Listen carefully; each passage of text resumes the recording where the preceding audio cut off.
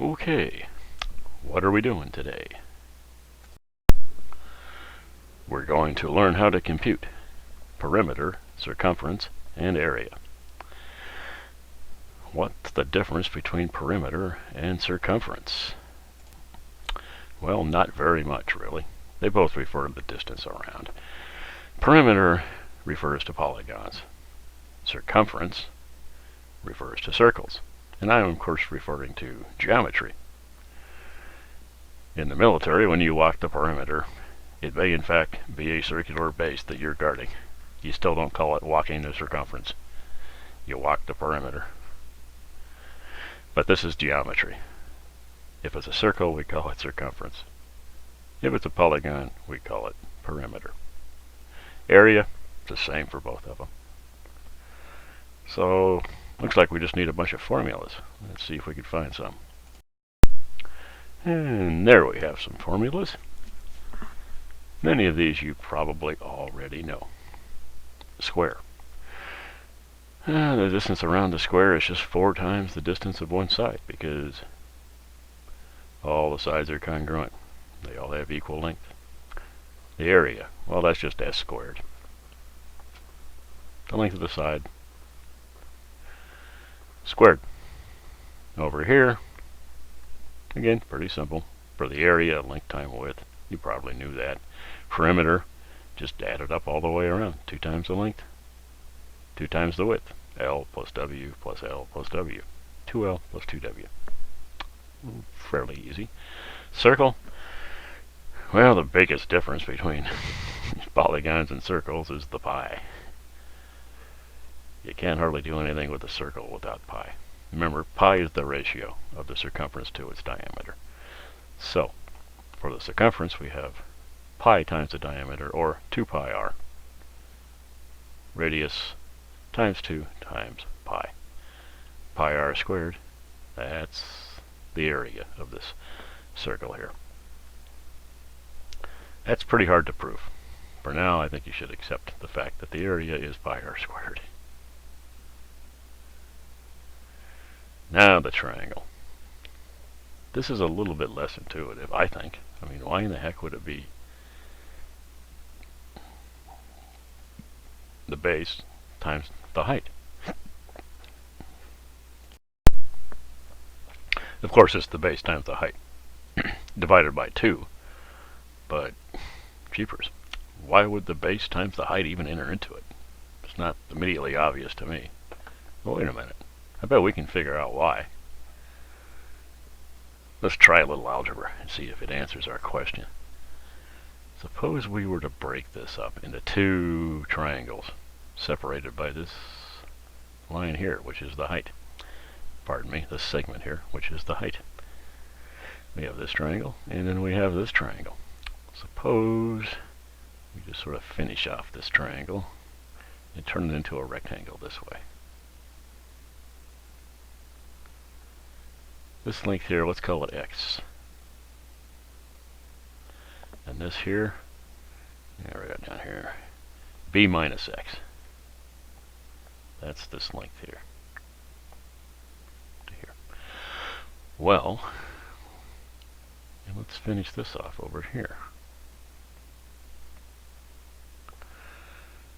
Now, this rectangle here, notice this line, this A here, the side of the triangle, goes from this vertex to the opposite vertex over here.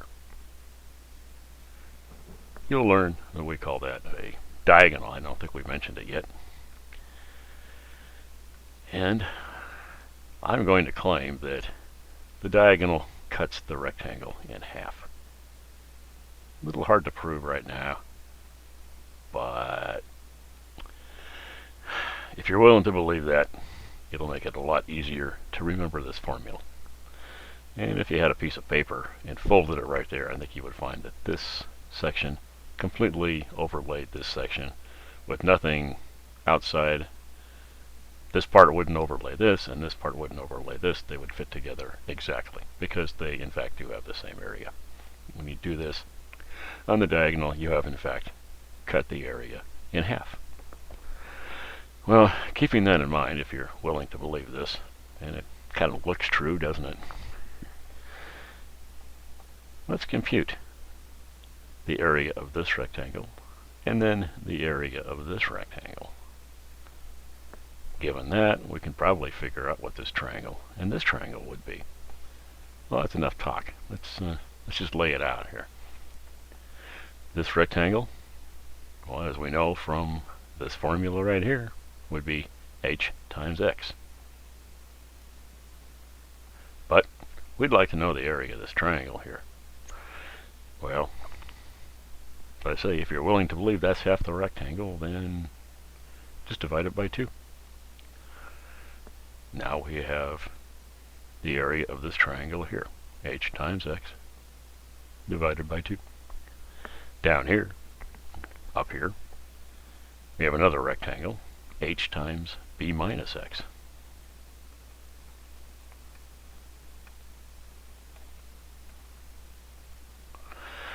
But we don't want the rectangle, we just want this triangle here, which again should be half the area of the rectangle. This is the area of this triangle. This is the area of this triangle. If we add them together, looks to me like we'd have the area of the whole triangle, wouldn't we?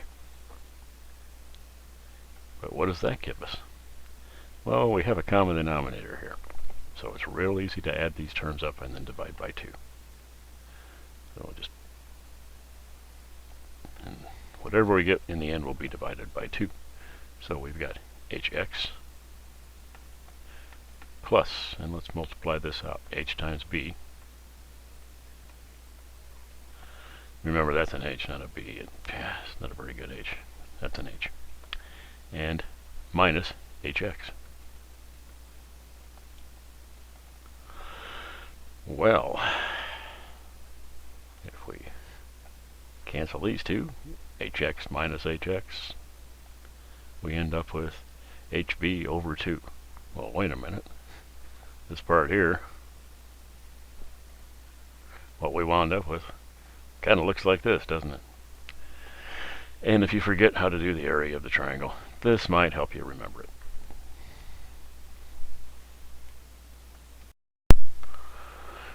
Here's a good one.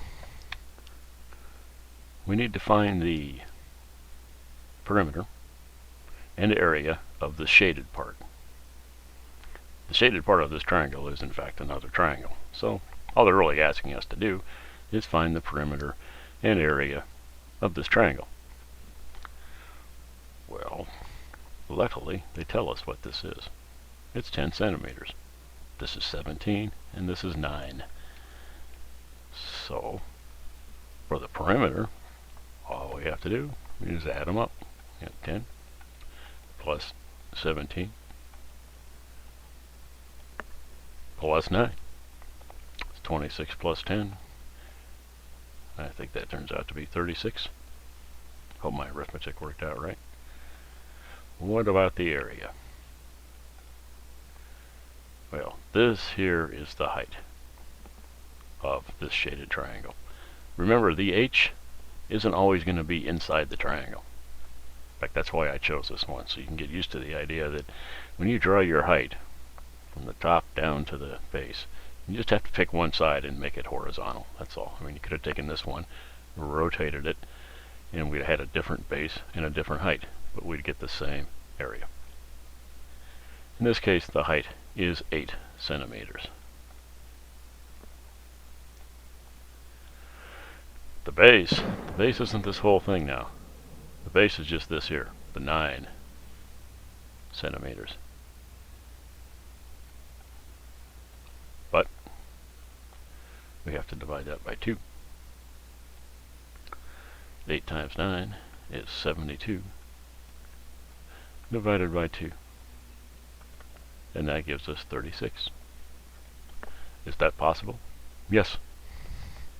You can play around with the idea, find different triangles where the perimeter and area turn out to be the same. It can be done. In fact, we just did it here. Well, I didn't make up this triangle, but somebody did. It was kind of clever the way they did that, isn't it? So when you get perimeter and area that are exactly the same, don't assume you made a mistake. It could happen.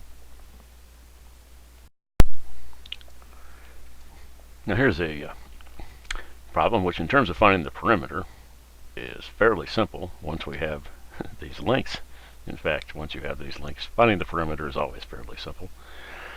The problem is we need to use the distance formula to figure out what these lengths are. It may look complicated or confusing, but they gave us a break here. Number one, we only have to figure out, for instance, this one. They told us that it's a rectangle. That means these two sides, the opposite sides, have equal length, and these two sides have equal length. And they just told you right here that these grid lines here are intended to be 1 unit. That's why that 1 is there. It has nothing to do with the length of this side. So, what is the length of, well, we got a 0 down here. Zeros are always cool if you can come up with one.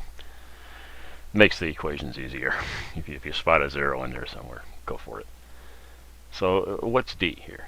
D is 0, 1. Wait a minute. Pardon me. I'm so excited about getting a 0 in there. I got everything reversed. And let's try this one more time. The x-coordinate is, of course, 1. It's the y-coordinate that is 0. So we've got D is 1, 0. What about C? Well, that looks like it'd be a 5.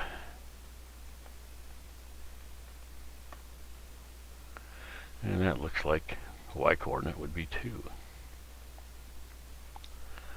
Now all we have to do to get this length is use our old distance formula from a couple of sections back. And what would that be? Remember, we're going to square, so the direction in which you choose to subtract isn't very important. In fact, it doesn't matter at all. That's about as not very important as you can get, isn't it? Let's try 5 minus 1 squared. And 2 minus 0 squared. That's what I like about zeros. It makes it easy to do things in your head. That's L, our distance. And what does that turn out to be? Well, that's 4 squared. And that's 2 squared, which is obviously just 4. 16 plus 4 equals,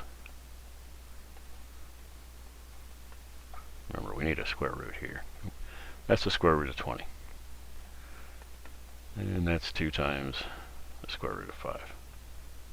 Or you can take your calculator and actually compute this. But before we start doing unnecessary calculations, let's see if we really need to. Why? Well,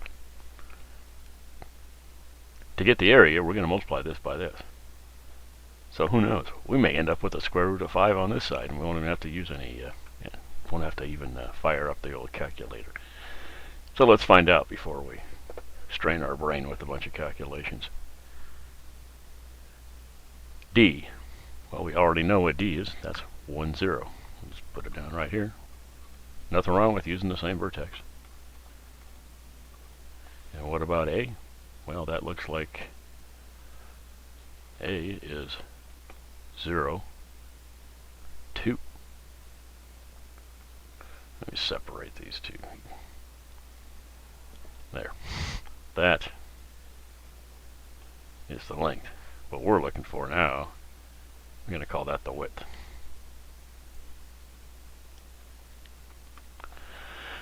And that should be the square root of 0 minus 1 squared plus 2 minus 0 squared. Pardon me. Minus 0 squared. And we need the square root of that. And that, of course, is the square root of minus 1 squared, which is just 1.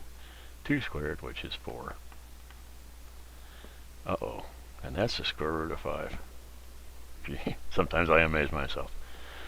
So when we compute this, this length turns out to be 2 times the square root of 5, and this width, I've got more room to write over here, I think, is just the square root of 5. So if we multiply this out, we get 2 times the square root of 5 times the square root of 5. Well, by definition of square root, square root of 5 times square root of 5 is 5. Times 2 is 10. And I see that one up there. So I would go with 10. Honestly, I didn't know it was going to turn out to be a square root of 5. It's just a habit I have of not grabbing the calculator until I'm sure I have to. I'm basically lazy. And that's a good way to do math. The lazier you are, the better you might be at it. Yeah, that might have sounded kind of dumb. But what I'm getting at is, usually the easiest way is the right way. This is a good problem, because it demonstrates the difference between the relationship of linear units and square linear units. For instance, let's take yards and feet, for instance. Now we have a yard here. Let's call it a yard. It's 3 feet. Okay? Now suppose we have a square yard. What does that mean? Well, this distance here is also 1 yard. So a square yard means a square that is 1 yard on a side. That's a square yard. Kind of means what? Whoa, wow. Ah, jeez. I gotta quit drinking martinis for breakfast. Okay, there we go. Now we got 1 yard, 1 yard, 1 yard, and 1 yard. Pretend that's a square and try not to look at that part right there. What does that mean? Well, the reason it's 1 square yard is because we take the 1 yard here, the 1 yard over here, and multiply them together, and what do we get? We get 1 yard squared. Let's do the same thing. This is 3 feet. So how many square feet would this be? Not 3, definitely not. It's 3 feet on this side, 3 feet on this side, and that's 9 feet squared. So it may be true that there are 3 feet in a yard, but there are definitely not 3 square feet in a square yard. No, there are 9 square feet in a square yard. So let's do the same thing with inches and see what we get. Now we'll draw ourselves another one that's, well, suppose it's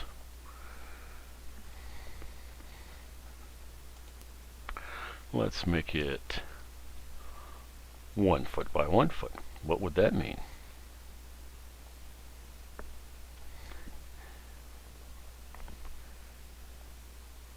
There we go.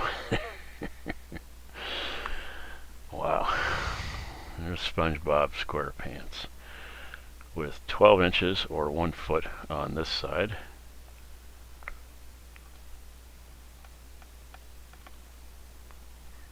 And inches are frequently like that, and a foot is frequently just like that. So we'll put 12 inches over here. That's also 1 foot. So this is 1 square foot right here. 1 square foot. Why? Because it's 1 foot on the side and 1 foot on this side. Boom. 1 square foot, 1 times 1. But what does that mean in terms of inches? Is it 12 square inches? Whoa, definitely not. We got 12 inches here and 12 inches here. So in terms of square inches, we have 12 times 12 equals 144 square inches. Well, that's one of the answers up here, but that's not going to be the right answer to this problem. Because what they have is an area of 2.25 square feet. How many square inches in a square foot? 144. So, if we multiply that by 2.25,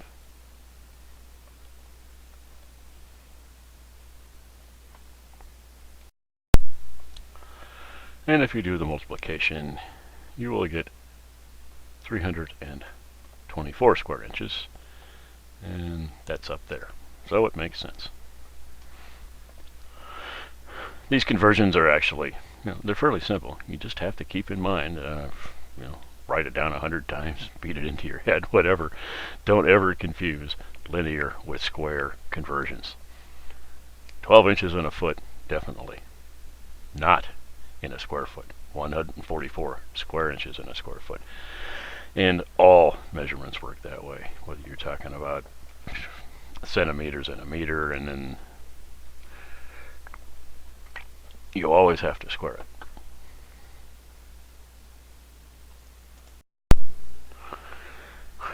Now this is a well-written problem, I think. I keep telling you guys how great these authors are. They're going to think I'm stalking them or something. They really do a good job. I like what they've done here. And this is an excellent question, because it leads you into some things that you're going to learn later on in other math classes, but in a really nice, easy way. So when you get to it, you won't be amazed, and yet you shouldn't be confused by this, because it's fairly straightforward. And to me, that's a really well-designed problem.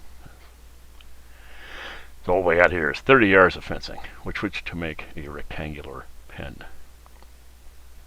So let's draw a pen.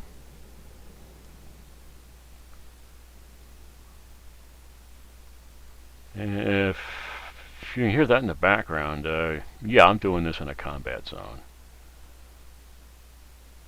If the video stops abruptly, you'll know why. Let's see here. You got 30 yards of fencing. Now we don't know L or W. We don't know the length. And we don't know this. All we know is we're going to describe one of them as X. Which one? Okay, we're going to call the width X. Well then, if the width is X, then let's just call the length L. Okay.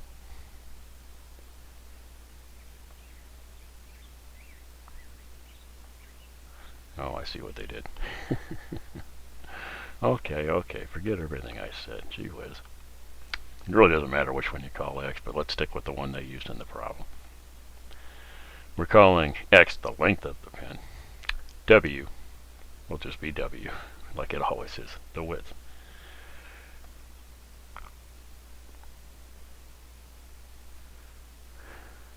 Now, for the width of the pen, in terms of W, well, it's fairly easy. We know the perimeter is 30 yards, because we're going to use up all the fence.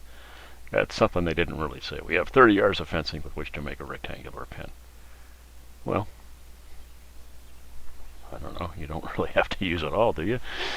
But I guess we're assuming that they're going to use the whole thing. Not going to have any left over. So that equals 2W plus 2X. All we have to do is a little rearranging now, and we get 30 minus 2W divided by 2 equals X. You just subtract the 2W from each side and then divide through by 2. And that says that X equals 15 minus W. Or if we want W in terms of X, then W equals 15 minus X. Real easy. Okay, now we have an expression for W. Now what we want is find the area of the term of the pen in terms of X, or the area of the term in terms of pens. No, we want the area of the pen in terms of X. So we take W here. What is that? 15 minus X. We want everything in terms of X now, so we're going to substitute our expression, our X containing expression for W, and then we have X up here already, and that's X. So that's your expression for the area in terms of X. Or you could of course have written 15x minus x squared. That would work too. You want the pen to have the greatest possible area. What length and width should you use?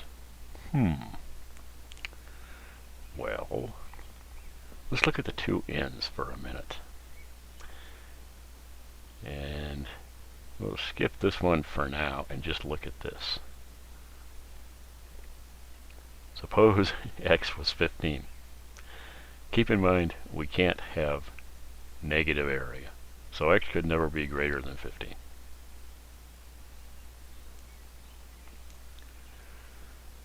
If x was 15, this whole thing would be 0, wouldn't it? This expression would be 0. And we got 15 times 0. That would mean the area was 0. In other words, we put all the fence into the two lengths. We didn't have anything left over for width. Wouldn't be much of a pen, would it? Suppose x was 0. That would be the length was 0, and we put it all in the width.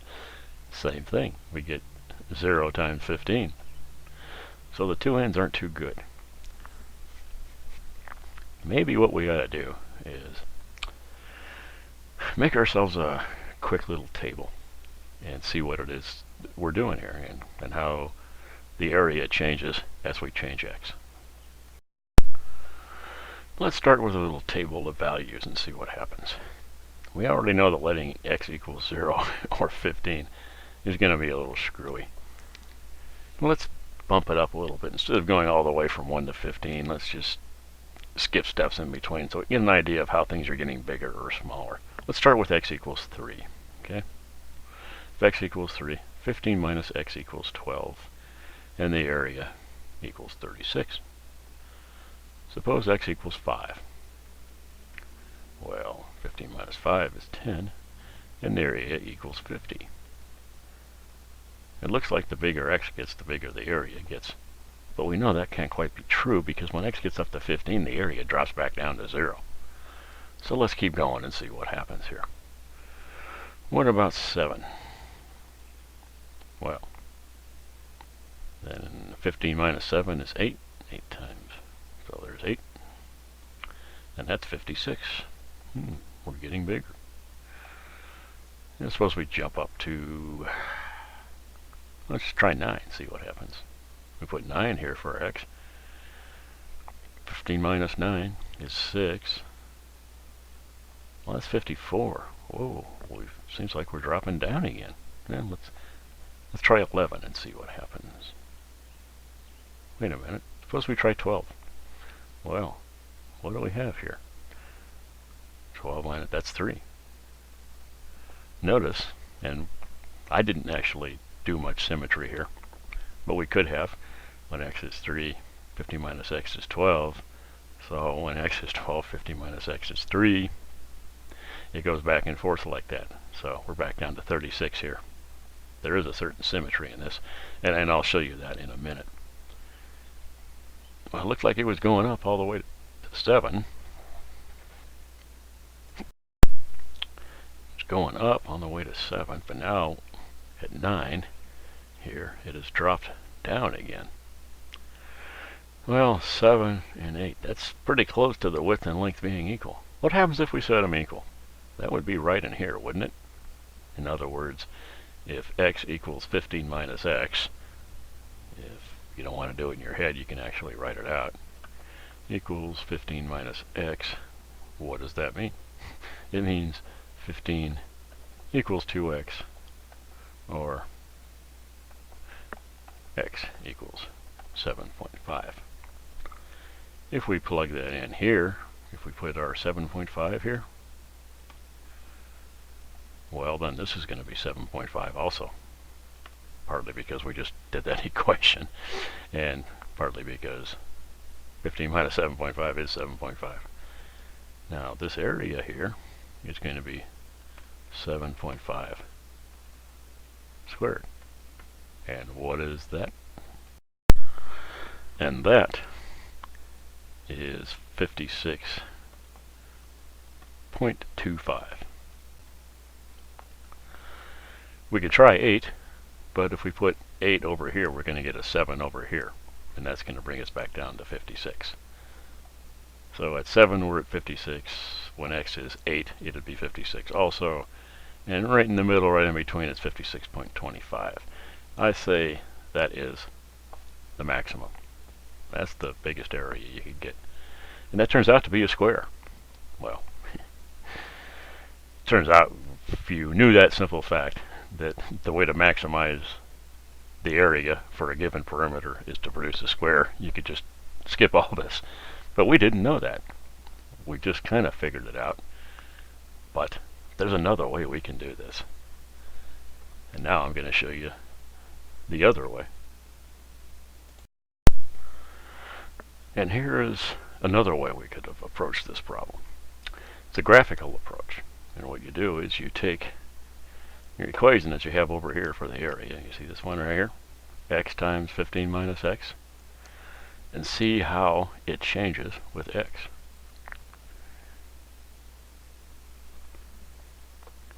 And here's, it's kind of hard to see. Let's see if we can, there we go. You can, it's hard to get it all in. I'm not sure that I can. Here's at 7.5, and that's right where the peak was. If I can bring it down a bit, you can see where it was. Here's, you know, just, if I can draw on it, I'm not sure I can. Right there at 7.5. That's right where the peak would be, right up here.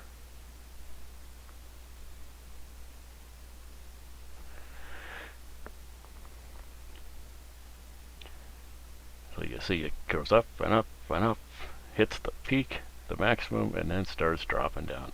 And the maximum is right here, which is right down here at 7.5.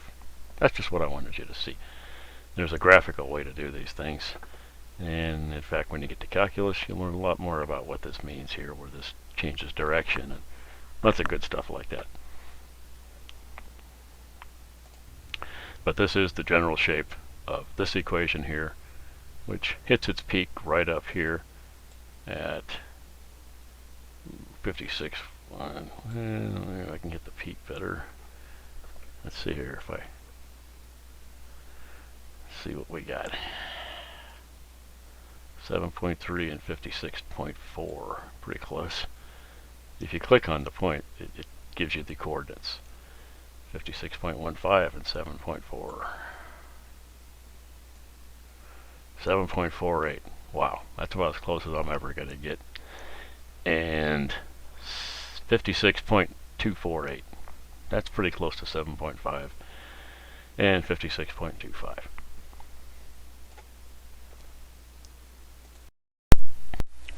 This is an interesting one. What we're going to do is we'll figure out the difference between a circle and an inscribed square in terms of their area. Or as it says here, how many times as great is the area of the circle as the area of the square? Now when I see it written like that, the way I interpret that is, what is the ratio of the area of the circle to the area of the square? I'll call it a sub c and a sub s. What would that be? And we could have done it the other way. What's the ratio of the area of the square to the area of the circle? Either way, you'll end up with the proper equation, which gives you the number to multiply if you have one in order to get the other. That'll make sense in just a second here. For the circle, that's pi r squared. That's easy. What about the square? Well, we don't have the measure of the side here. This s, we don't know what it is. We don't know. But we have triangles embedded in here. You could say this triangle, there was 4 of these, or you just cut it in half here. We got this big triangle here, and it's the same as this big triangle here. So if we figure out the area of this one, multiply by 2, we'll have the area of the square. Well, we've got a height of r and a base of 2r. Remember our 1/2 BH formula? So we're going to have to find this area and multiply it by 2. So we have 2 times 1/2 base, which is 2r,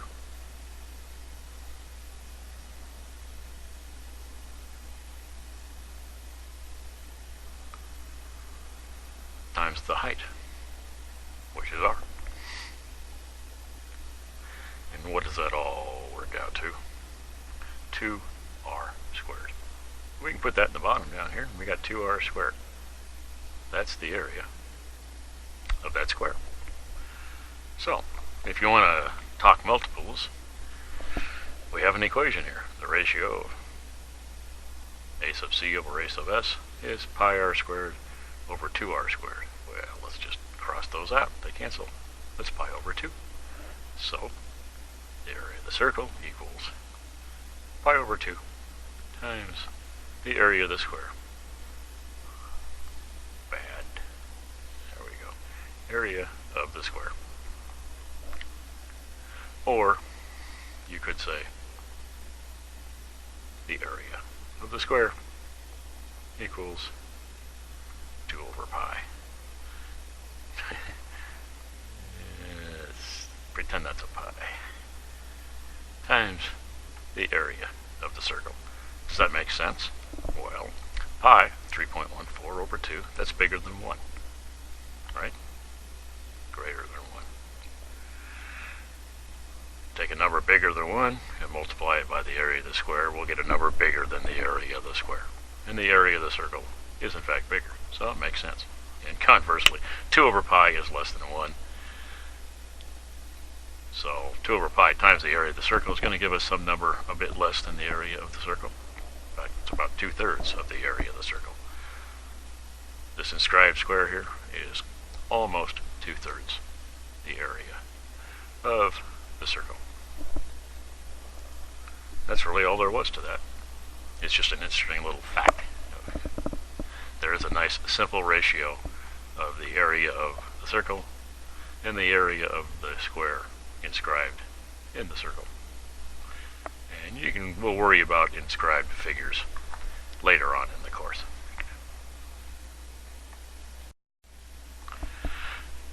That's it for perimeter, circumference, and area. See you next time.